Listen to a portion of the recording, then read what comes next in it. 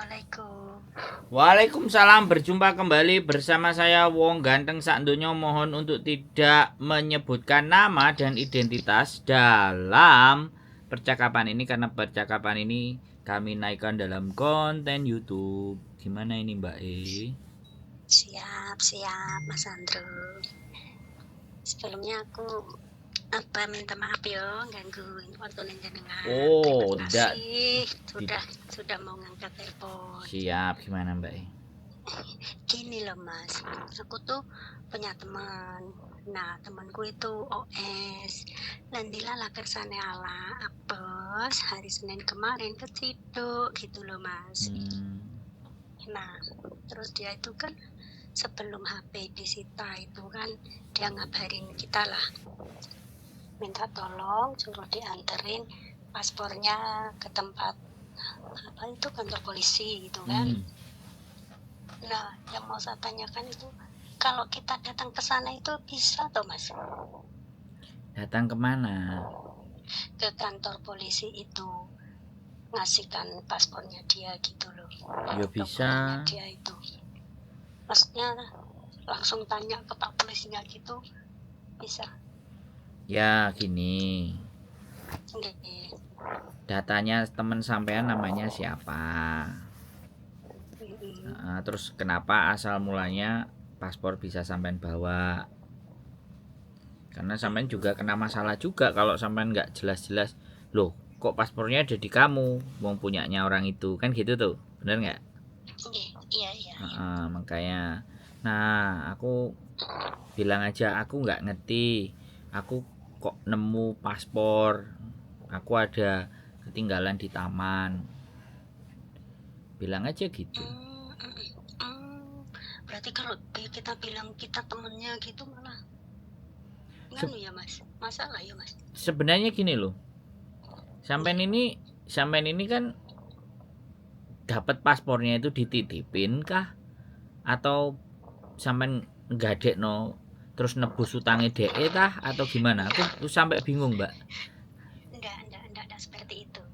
Dia itu tinggal di kos-kosan, kerja ngekos sendiri gitu loh Mas, dikosin sama bosnya yang departemen ini kan, dia kan overstay kan. Terus? Nah, ketangkap itu dia tuh sempat SMS kita minta tolong diambilin paspornya di tempat kos-kosannya itu gitu. Katanya suruh ngasih ke tempat polisi, ke kantor polisi gitu. Makanya kan aku kan nanya, kalau kita ujuk-ujuk datang ke kantor polisi misalnya nanya, oh temanku katanya di sini itu bermasalah nggak buat kita sebagai temennya gitu loh, nanti ada rembetan masalah apa gitu apa enggak gitu loh Mas Andro. Jadi kalau ditanya nantinya kena masalah atau tidak, ini nggak bisa saya jawab Mbak. Tapi maksudnya pasti ditanya. Tapi dia bilang, loh kenapa kok ini paspor ada di tempatmu, kan kayak gitu tuh ya kan. Kalau ada di tempatmu, nah sampean jawab, saya cuman dikasih tahu, saya temennya dia, saya disuruh minta tolong ke tempat kos-kosannya dia. Nah ketika kos-kosannya dia, nek sampean terus ditanyain kos-kosannya mana, disitulah baru awal masalah. Oh begitu. Nah iya, berarti di kos-kosan itu kan berarti ada orang-orang OS yang lain. Enggak, dia ngekos sendiri. Oh ya, iya, walaupun ngekos sendiri kan mesti dicari siapa yang punya. Oh oke.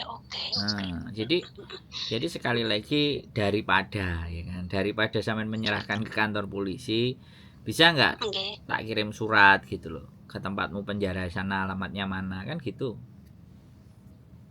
Oh, dikirim ke langsung aja ke kantor polisinya gitu, lewat surat gitu. Boleh, kantor pos kan aman kalau kayak gitu. Oh oke. Makanya kita ini kan sebagai teman, dia tuh teman satu kampung lah ya, masih ada ikatan saudara gitulah Mas Andro. Kitanya kan nggak, aku di sini ya alhamdulillah sudah lama, tapi kan nggak pernah punya teman yang kayak gitu, maksudnya kasus kayak gini loh. Mau ikut-ikutan itu takutnya nanti kita keseret-seret juga kan, namanya di negara orang kan jaga-jaga diri. Makanya saya tuh tanya sini tanya sana gimana baiknya. Nah ini kan mumpung diangkat sama Mas Sandro. Saya minta sarannya gimana baiknya gitu. Siap. Jadi ya supaya aman ya udah kirim aja ke pos office, terus resitnya sampean kirimkan. Tapi alamatnya alamat pengirimnya ya udah kasih alamat kos-kosannya dia juga. Oh gitu loh. Tapi kalau sekali lagi dikasih alamat kos-kosan ya pasti akan ditelisik juga sama Kena, polisinya. kena yang punya, iya kena yang Tapi punya kalau pasti. nggak kasih alamat cuma nama sama nomor telepon temennya sampean kan beres. Nggak dikasih alamat, nama temanku sama nomor telepon. Terus sampean yang bayarnya pakai perangko gitu aja. Karena bagaimanapun Berarti nggak kalau usah. polisi akan tetap ngelacak itu di pos di mana, awalnya ditanyain posnya ya CCTV kantor posnya juga akan lihat sampean. Waduh. Loh enggak, makanya menurut saya kan ini kalau sampean bertanya bahaya atau tidak, sampean tinggal simpulkan sendiri, itu asumsi saya. Oke. Nah, itu asumsi saya dan Siap. asumsi saya itu bisa benar bisa salah. Saya nggak mau Siap. klaim saya benar, tapi kan saya menjaga kemungkinan buat sampean supaya tidak keliru gitu loh. Nggih. Jadi Siap. solusinya kalau ataupun diserahkan ke kantor polisi sebenarnya yo karena dia OS ya bisa jadi sampean sendiri yang menyerahkan, terus dia supaya dia aman kalau ada apa-apa ya ceritakan juga sampean tetangga dari desanya, saya ini sebenarnya nggak mau ikut, saya nggak pingin ikut-ikutan, tapi yang namanya saudara dan tetangga dia cuma titip ke saya ya saya terima, saya pegang aja gitu aja. Nah terus dia WA, sampean tunjukin WA-nya, dia WA saya suruh ngasih ini. Ya piye, membantu orang kadang-kadang ada penuh resiko juga gitu loh. Iya, puas sih malah sama juga ya Mas. Soalnya gini loh Mas. Lah bosnya yang sekarang ini pun termasuknya sudah, kalau menurutku itu sudah baik loh Mas. Kan aku telepon ke bosnya kan, yaudah nanti gaji temanmu itu nanti tak kasih ke kamu, nanti yang penting temanmu bilangin sama temanmu jangan nyebut aku kan. Nah gitu. kan kan sudah diwelingi kayak gitu kan yo. Iya. Nek wis dikei mandat kayak gitu kan yo wis penak. Jadi gitu ya gini aja, kalau kamu keluar aja tak anterin ke tempatmu paspornya, bilang difoto aja, kasih ke dia fotonya. Ini temenan sampean itu sudah sebaik apa sih gitu loh.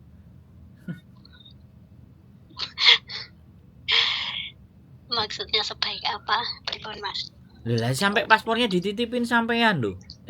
Sampean disuruh ngambilin ke tempat kos bose. Sebaik apa pertemanannya? Saudara Mas, kita itu teman dari kecil. Temen apa saudara? Saudara apa temen? Gimana sih? Iya temen ya saudara Mas. Kalau dirunut-runut ya masih saudara. Kita ya hidup dari kecil bersama. Kita juga tetanggaan, satu RT itu dulunya. Ya gitu. Sudahlah wis anggap aja dia memilih jalannya dan dia menitipkan mengamanahkan ke saya. Ya coba saya pegang. Nah sampean kan hidup di dalam kan, nggak di luar kan? Dalam dong. Ya berani aku Mas. Ya wes nggak apa-apa. Ya udah bilang kita beda pilihan. Tapi saya juga, kamu kan tahu polisi namanya juga saudara gitu aja. Nggak apa-apa, ya udah dihadepin aja. Takutnya aku itu gini loh Mas, nanti soalnya gini loh, gimana ya, bukannya mau apa ya, sedikit curhat ya Mas Andri ya. Temanku itu agak keras kepala kalau dibilangin. Ya itu bilangnya kan, dah aku milih jalan ini, paling nanti kalau aku ketangkap aku mau ambil paper gitu loh Mas. Nah itu yang susah dibilangin. Takutnya kita itu sebagai teman ya saudara sudah berusaha mengingatkan masalah ini, udah kita bantu bawain ke sana, ternyata dia ambilnya paper, terus nanti kita itu apa ya, takutnya ada apa sidang atau apa gitu loh Mas, terus kita yang diseret-seret dijadikan saksi apa ini dan itu gitu loh maksudnya. Sedangkan saya sendiri kan hidup di dalam kan, otomatis kan nggak bisa ada waktu yang luang sewaktu-waktu dimintain tolong kan Mas, itu loh maksudnya. Kalau sampean bilangnya sama kayak gitu ya udah, aku cuman kasih solusi. Aku takut, aku nggak berani. Kalau kamu keluar tak kasihkan aja sama kamu. Intinya paspor itu aman dengan saya. Bilang aja gitu. Oh, Aku terlalu oke takut. oke Mas. Aku nggak kayak kamu pemberani. Dan mohon maaf untuk yang hari ini aku nggak bisa. Tapi kalau kamu bisa nemuin saya tak kasih dan tak garansi 100%. Paspormu Oke. ada di tangan saya aman dan gajimu dari bosmu tak Positif. simpenkan. Saya amanah, kamu kenal. Tapi urusan kayak gini aku berani gitu juga boleh sama ngomong. Oke oke. Semuanya Terima kasih Mas Sandro. sampean boleh pilih opsinya, tergantung sampean, terserah sampean. Karena yang mengenal dia adalah sampean dan sampean pingin terbaik buat dia ya sudah. Boleh kan sekarang sampean yang menentukan, bukan dia yang menentukan. Kamu boleh menentukan pilihanmu, tapi untuk kali ini aku nggak harus ngasihkan paspormu ke kantor polisi kan boleh pikiranku juga kan. Kamu bisa paham kan pikiranku. Aku nggak mau hidup neko-neko dan aku nggak mau keseret-seret persoalanmu. Nah makanya ini persoalan dokumen bisa jadi kayak gini loh mbak. Iya Mas. Ya kan. Nah makanya besti-bestian jadi bestai kan repot. Pesta, iya betul Mas. Jadi Betul, sekali betul. lagi saya tidak hendak ingin memisahkan persahabatan sampean. Tapi dia memilih jalan yang nggak bener ya harus terima resikonya. Jangan memilih jalan nggak bener kok kancane melok-melok keseret. Nah ini kan yang nggak masuk di otak. Iya betul. Kan kayak gitu. Gak apa-apa, semuanya saya kembalikan ke kebijaksanaan sampean. Bagaimana sampean yang mengenal dia juga sampean pingin berharap seperti apa. Tapi kalau saya ya wis solusinya ya wis aku gak wani. Kamu keluar, kamu bisa nemuin saya akan berikan ini plus gajinya dengan majikanmu. Insya Allah saya amanah, saya nggak mau turut campur terlalu dalam urusanmu. Beres itu sudah, menang itu sudah. Oke. Gak kepikiran. Terima kasih banget sarannya lo Mas Sandro. Ya nggak Aku kan apa-apa. belum pernah ngalami kayak gini tuh. Iya. Bener-bener gimana ya Mas, di satu sisi saya pengen bantu, di sisi lain takutnya embel-embel ke belakangnya itu loh yang nggak enak gitu loh. Ya begitu. Ini harusnya minggu ini nih seharusnya aku kan nggak libur, sampai aku kan bilang sama majikanku aku mau libur, minggu kemarin kamu habis libur gitu loh Mas. Jadi sak repotan loh. Libur lagi. Enggak betul. Tapi yos gimana, demi yang namanya yo tonggo, yo sedulur, yo konco ngobrol dino ngono lho Mas. Takutnya juga gini loh Mas. Nek misalnya aku tak bilang sama polisi nggak tahu ini dan itu, nanti malah dilacak HP-ku, otomatis kan pasti ada tuh panggilan itu, obrolan kita tiap hari itu kan pasti ada. Kalau itu enggak sih kan? Kalau itu enggak, itu Hongkong ada UU privacy. Tapi yang ada cuman sampean akan dimintai keterangan. Kalau Singapura ya tahan HP. Iya. Dicek HP-nya. Itu kalau Singapura. Tapi kalau Hongkong enggak. Undang-undang privacy. Hongkong undang-undang privacy, Mbak. Hongkong privacy itu dihargai di sini, ya kan. Jadi yang bisa menyalahgunakan kan sebenarnya dirinya sendiri itu. Jadi sampean nggak terlalu khawatir, tapi cuman sampean akan dimintain keterangan lah. Pada saat dimintain keterangan nek jawabannya kagol, wong nek mbujuki karo jujur kan beda tuh. Pasti. Nah, makanya nanti kalau dia menganggap sampean kok beritanya bohong, nah ini yang menjadi tambah masalah lagi gitu kan. Masalahnya akan berkepanjangan dan berkesinambungan. Nah, jadi kayak gitu kan, kita juga nggak ngerti ya polisinya gak mau peduli atau justru terlalu peduli. Nah nek terlalu peduli kan rembet repot. Tapi kalau mble kan gak masalah. Sekali lagi kan saya nggak bisa memberikan jawaban yang pasti. Tetapi sekali lagi kalau memang aman ya udah di WA aja. Soalnya gini Mbak, pada saat dia OS, ini ada pengalaman saya, OS dia menyerahkan diri, paspornya ya memang dibawa temennya. Dan giliran dia sudah sudah mau pulang, ya kan? Sudah mau pulang, Di bandara itu masih bisa ditemuin sama temennya, minta. Jadi dia di bandaranya dikawal, tapi terus temennya dikasih kesempatan ketemu, terus baru itu diserahkan semuanya. Sampean mending foto aja kasih kopinya. Lagian kalau seingatku loh Mas, paspor dia itu kayaknya tahun ini habis loh. Orang dia kesini tuh kalau nggak salah 2018 berapa gitu. Pas habis kayaknya. Aku sendiri nggak tahu sih. Ya wes, intinya kalau sampean nggak mau keluar dari masalah ya udah sampaikan baik-baik aja sama dia. Oh ya, satu lagi Mas yang mau saya tanyakan. Suarane sampean lo lembut ta, Mbak? Rodok banter sithik gak iso ah. Sorry ya Mas, kamarku bisa belain mbok ya. Nah, makanya iki persoalannya. Persoalannya. Nah, terus gimana? Lanjut. Satu lagi yang mau saya tanyain Mas. Siap. Dia ini kan dicidukkan hari Senin kan Mas. Nah, yang saya dengar itu kan katanya ada kesempatan dikasih keluar sebentar sebagai tahanan luar atau gimana gitu. Atau gimana Mas? Nah, sekarang keciduknya itu pas waktu kerja apa pas waktu di jalan operasi? Dia pas waktu di jalan belanja katanya. Mau beli makan katanya. Ya sudah, itu kan nggak terlalu parah, ditungguin aja.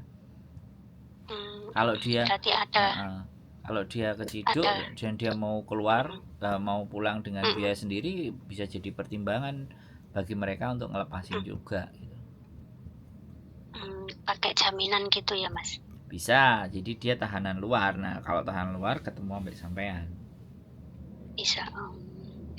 Prosesnya biasanya berapa lama Mas kalau misalnya dia bisa beli tiket sendiri gitulah biasanya? Nah, dia overstay-nya berapa lama? 1 tahun. 1 tahunan. Tadi yang barusan cerita sama saya overstay 2 tahun itu prosesnya 3 bulan keluar. Dari menyerahkan dia menyerahkan diri, tapi dia menyerahkan diri terus pulang itu 3 bulan. Dari Oktober tanggal 1 katanya sampai 10 Januari baru dia pulang. Itu saya masih anget karena kontennya baru tadi sebelum sampean. Overstay 2 tahun. Nah dia overstay 1 tahun ya nggak ada masalah sih sebenarnya. Oh iya. Beli tiket sendiri itu Mas? Ya, jadi kalau dia nggak mau paper loh ya. Tapi kalau dia mau paper ya nggak tahu aku prosesnya sampai sejauh mana lagi, karena banyaknya kata-kata. Aku nggak ngerti info dari teman-teman kalau yang paper banyak yang ketolak gitu. Iya, ketolak sekarang. Nah, ketolak. Susah tuh Mas sekarang. Ya, nanti dipulangkan tinggal dia milih beli sendiri atau minta dipulangkan biaya mereka. Kalau dipulangkan biaya mereka itu bisa lama, tergantung mereka, nggak ngerti.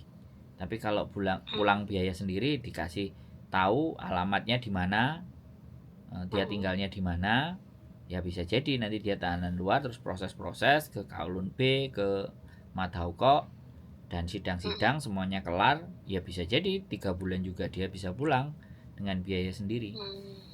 Makanya kan kita nggak ngerti keputusannya dia, karena barusan tadi tuh telepon sama saya 2 tahun dia di sidang, terus pulang udah nyampe Indonesia baru ngabari saya. Ini kan dia nyampe 10 Januari, dia ngabari saya tanggal 31, 20 hari di rumah.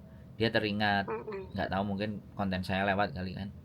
Terus dia WA saya, baru terus tak korek, terus ya Mas lunas ya, saya nggak punya utang ya, saya sudah cerita. Oke, nanti sampai tinggal cek aja videonya, terus kirimkan ke temennya sampean. Karena beda kasus, beda tahun, beda kasus, beda dokumen, dan dokumen mbaknya kan hilang. Nah ini kan paspornya ada tapi di tangan sampean. Kan gitu ceritanya. Mau tak ambil nih, ceritanya mau tak ambil nih hari Minggu. Nah kalau paspornya mati otomatis kan buat SPLP atau apa itu Mas? Yes, betul. Itu yang ngurus itu siapa Mas? Ya dia sendiri lah Mbak. Maksudnya waktu dikasih kesempatan tahanan luar itu dia ngurus sendiri, bukan ceritain ya, gitu. Tak ceritain. Oke. Kalau misalnya dia sudah ya kan sudah tangkap dan dia bilang ya aku pulang sendiri. Oke, ya udah proses sidang. Semua sidang sudah kelar, dia posisi misalnya taruh di luar. Habis sidang selesai terakhir sudah final ini keputusan, kamu sudah diputuskan bersalah. Sekarang kamu mau pulang sendiri. Ibaratnya tadi kan sudah kita bilang mau pulang sendiri kan. Mau pulang, kamu mau pulang sendiri, beli tiket sendiri, atau kamu pulang bersama kami rombongan. Kalau pulang bersama rombongan ya masih nunggu lagi. Ya aku nggak ngerti nunggunya di dalam atau di luar, karena kita nggak ngerti persisnya nanti persidangannya. Kalau dia ibaratnya beli tiket sendiri, otomatis ya kan, kalau beli tiket sendiri oke. Sekarang kamu datang ke Yanelin Sikun, kamu minta pasporan. Nah, karena kan paspornya udah mati. Ya, ketika sampean kasih dalam bentuk foto, paspornya wis mati dalam dia berproses, sudah mati, akhirnya dia akan datang ke KJRI. Saya mau pulang, Pak. Saya sudah diputuskan overstay. Akhirnya dia diberikan SPLP. Nah, setelah diberikan SPLP, barulah dia beli tiket.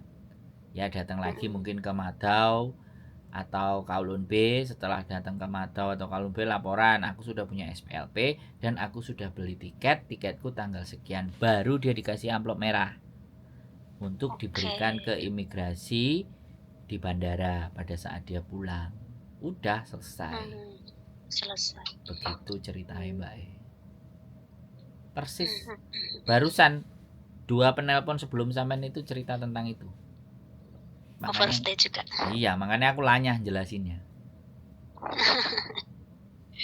Gitu. Makasih banget pokoknya masukannya Mas Andro, makasih sarannya. Ngomori loh. Tidaknya kan. Enggak gini loh. Satu temennya baik, terus dimajikan Utun. Nah, satu OS. Ini kenapa bisa begini dan tetap masih berteman, kan keren sebenarnya. Ya pastilah, orang kita itu ibaratnya gimana, besar bersama-sama lah di kampung itu, Mas. Tapi kok keren, kok pilihan jalan sendiri-sendiri tapi berteman tetap, tapi pilihan jalan dewe-dewe dan silahkan gitu ya. Sebenarnya tuh gini, Mas, dia itu sebelum OS ini kan di-interminate sama majikan. Tempat dia kerja, aku sama dia itu juga deket. Nah, tak bantu, tak carikan majikan adiknya bos saya, tak kenalin sama dia. Lah, waktu kemarin itu kan syarat buat visa turun itu kan disuruh minta spot letter tuh, Mas, ke mantan majikan kan. Dia itu nggak mau menurunkan ego, nggak mau saya, nggak mau, pokoknya nggak mau. Dan dia mintanya nggak mau pulang Indo, nunggu visa di Indo, sedangkan nggak bisa masuk Makau. Akhirnya majikannya, calon majikannya dia itu gagal, nggak bisa ambil dia nggak berani ambil risiko, karena agennya bilang visa turun nggak turun, duit yang sudah kamu kasih ke agent itu nggak balik. Majikan otomatis nggak mau tuh, Mas, kehilangan duit kalau dia visanya nggak turun. Ya sudah, akhirnya dia milih jalan itu. Sudah lambat, aku udah mau ambil OS saja, saya siap nanggung resikonya, yang penting saya nggak pulang Indo sekarang itu. Ya terus kita sebagai teman, sebagai saudara mau ngasih tahu gimana lagi, Mas. Dia sendiri sudah ambil kesimpulan seperti itu, milih jalan seperti itu. Kita bisanya sebagai temannya cuman ikut bilang hati-hati jangan keluar siang. Itu dilala, Mas. Pagi-pagi lapar, aku mau bikin, kita tuh lagi teleponan loh, Mas, lagi teleponan, aku sekarang mau beli mie, lapar, dia mati, biasanya itu masuk lagi. Lah kok enggak masuk-masuk, tahu-tahu aku ketangkep.